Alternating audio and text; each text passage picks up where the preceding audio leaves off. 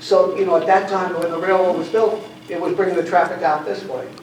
Then as things changed and suburbia evolved, it was going the other way. It's time to start thinking both ways. We need both those routes. We need a two-way street on the Long Island Railroad in order to succeed in the future, and in order to realize dreams like control of our roads. Thank you very much. Thank you. Thank you, sir. Sir, thank you very much for your presentation today.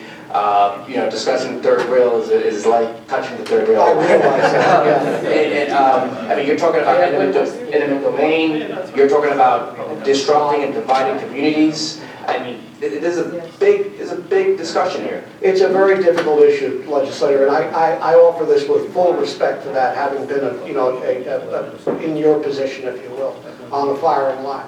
But all that we're suggesting is it's time to look at it again. This is something, I mean, it's literally the future of the island that's at stake.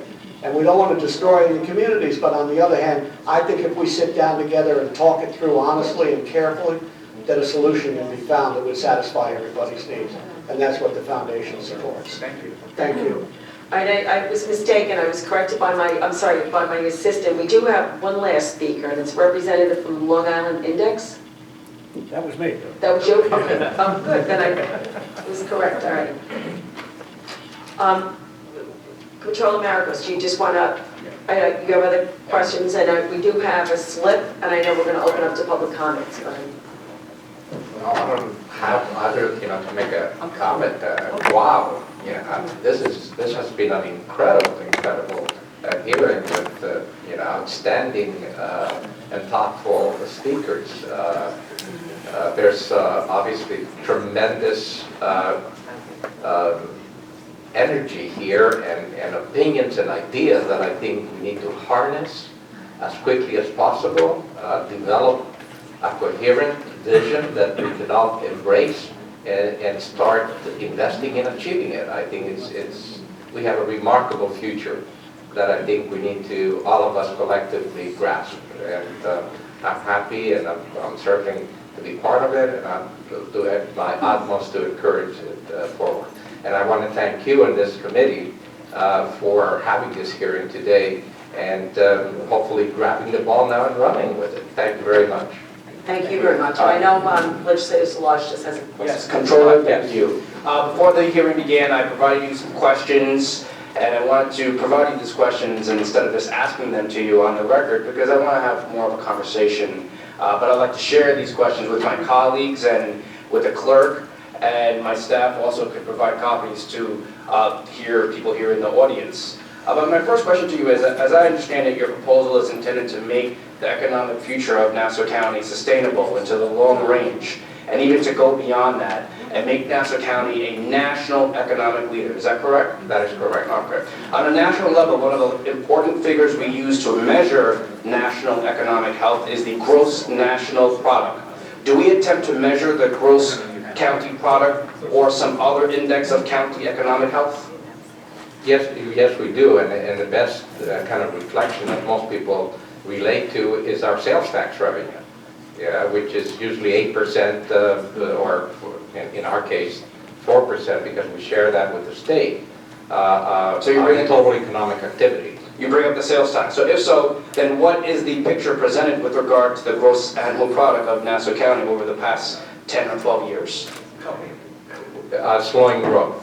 Slowing growth. So if we went back over the past 20 years and we created a line graph that plotted combined taxes of the county, town, villages, combined costs of government of county, town, villages, gross county product, average income of residents, the cost of living in Nassau County, and if we took these lines and we extended them into the next 10 or 12 years on the assumption that the prior pattern will continue, in your professional opinion, would the economic future of Nassau County be sustainable? No, it would not, and I think we're seeing the demographic results of those trends, and we all keep hearing about the high cost of living in Long Island relative to other areas. So let's assume your plan that you propose would be put in place. Would that alone make Nassau County sustainable? Is your plan sustainable? Well, I would hope that, that's the dialogue that we should have, and I put forward a concept, an idea that I think needs further development. I think we've heard a number of additional excellent ideas, such as developing the Silicon Long Island, and I'm sure as we go forward in this debate and discussion, many more ideas are going to come forward that we should embrace, consider, and hopefully develop a comprehensive vision that we will invest. So do you think that we should develop a clear statement of principles and objectives? Absolutely. Okay, we would then measure the proposals and the implementation against those principles and objectives, is that correct? Yes, and that will determine the investment that we need to make, which is ultimately important to achieve those objectives. Okay. So do you think the county should retain the services of urban planners who are experienced in both the theoretical and practical aspects of successfully planning for urban growth? Absolutely. Okay. But I think it's important though that the initial creative ideas to guide those people have to start right here from this committee.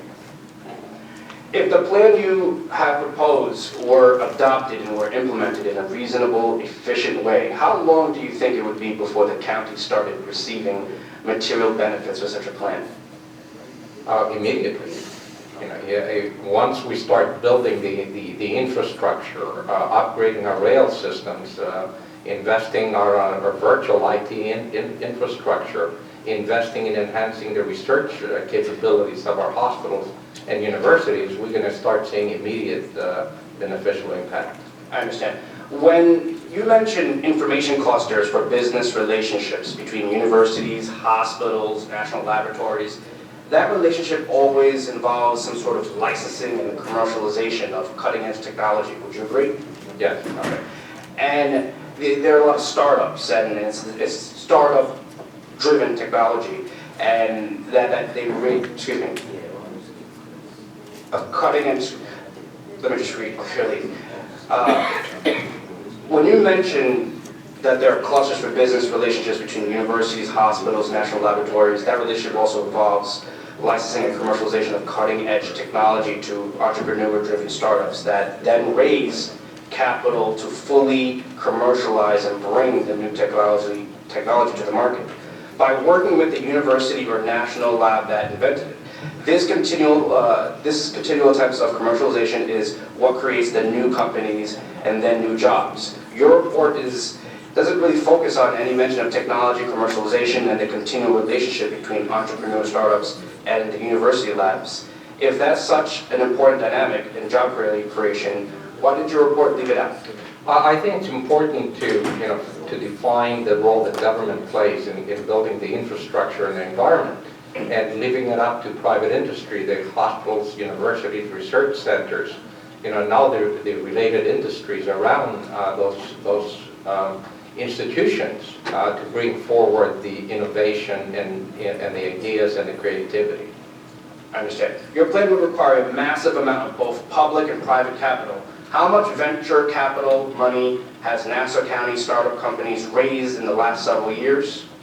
I don't have that information with me, but I'm sure it's not very significant compared to, say, the investment that is happening in the city and some of the other rapidly growing regions of the country. How much would Nassau County startups have to increase its venture capital money raising to achieve the critical mass of economic activity that you outlined in your report? Well, you mentioned the number again. I think if we can create an economic environment, a vision, and provide as a government at all levels the infrastructure to encourage attaining that vision, then all the other pieces are going to start falling in place. We're going to attract the best minds. Those will bring about the best innovative ideas that will attract the capital. Capital always follows initiatives. Thank you, thank you. And just to focus on the last issue that wasn't addressed as much as I would like to, I saw in the report, that is housing and multifamily housing. Removing political barriers would be a suggestion there. Can you just talk more about that, about multifamily dwelling and housing? Well, I think all the speakers that are much more knowledgeable than I am spoke about it, and there's a lot of that happening. I understand. And last question, what are your plans in moving forward as to what should be done? Well, I would hope, that I will step back and this committee will step forward and grab the ball and run with it, with some timelines for us as a community to converge on a vision. Thank you. Thank you very much, Controller. Thank you. And thank you very much, Controller, for your report and actually opening up the dialogue. And I have to say that I've learned a lot myself, and it is something that we've been talking about this. And as I said, when I was first elected, we heard time and time again about the plight of the young people. We don't have jobs for them. Now it's time to really start acting. And I think that from many of the speakers, that spoke here today, it's amazing to me how much is being done so far, but now it's harness everybody together. And I think that, Carrier, that if we can provide these type of jobs in all different technologies or whatever, that we can also provide and find the housing, and if we can come up with innovative ideas of housing as well. Because a lot of times young people don't really need big estates, they just would like to have one-bedroom apartment, and because they'd rather go out to work and hang out and then just use their apartment, for sleeping and resting and whatever. So we need to tap into them and hear what they envision NASA would be. I'm on the older generation side, so. But we do have a slip from from H.